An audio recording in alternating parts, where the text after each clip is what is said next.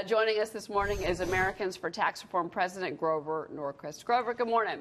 Good morning. Good to be with you. I want to first get your take on the fact that you've got stories around states across the country of people trying to prepay their property taxes for 2018, and not all counties even know how to process those payments. What's your take on all of this?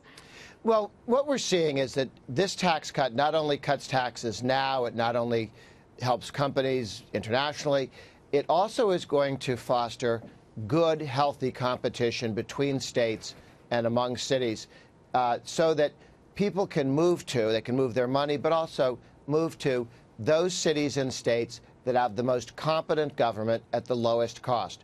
We've been subsidizing through the tax code incompetence for governors and corruption for mayors, and that's ending.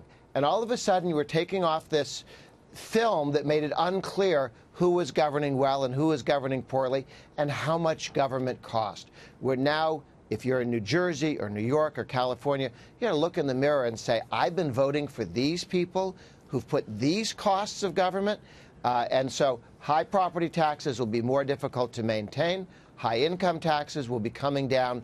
This is a gift to the blue states where people can finally begin to rein in runaway, crazy, too often corrupt spending and taxes. So it's not only a federal tax cut. It's a gift. Well, it's a gift to. I'm not sure I would say it's a gift to those that live in blue states. It may be a gift eventually, but these states are not going to have to go back and reassess. New York, New Jersey, Connecticut, Massachusetts, California. Yeah, hello. I mean, so I wouldn't say it's really a gift to the blue states.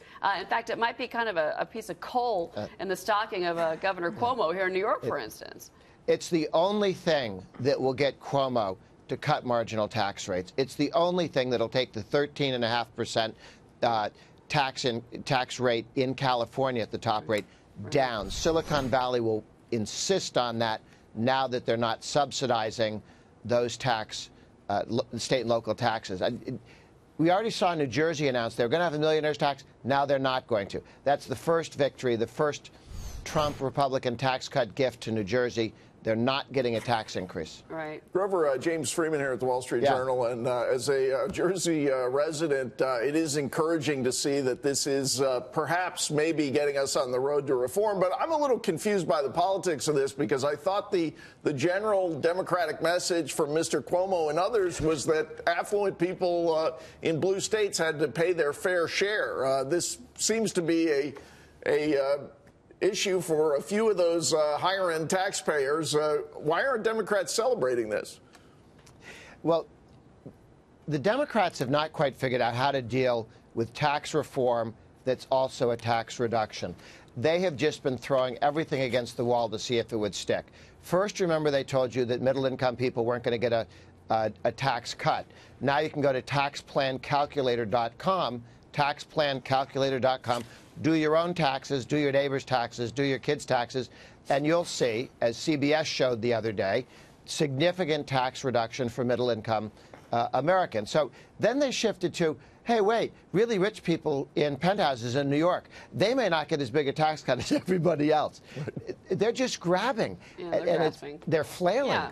Well, look, I want to ask you about the overhaul, in general. I mean, it's been under scrutiny from some tax experts and payers that are basically trying to get a handle on the impact of the legislation. It has a number of unexpected tax breaks. Some industries and people are benefiting, we should say, including ones for like citrus growers, craft breweries, companies that have got heavy medical expenses. I mean, what do you make of this, that these are kind of the unintended but good consequences of the tax bill, Grover? Well, again, this has so many good pieces to it. On craft brewery, they were trying to come up with some rational way to not have really high taxes on smaller breweries. And they finally came up with a compromise that everybody in the industry could live with and would be very good for consumers. And just by changing the tax code, you've seen an explosion of small breweries and distilleries all around the country that we've not had for decades because of our stupid tax policy.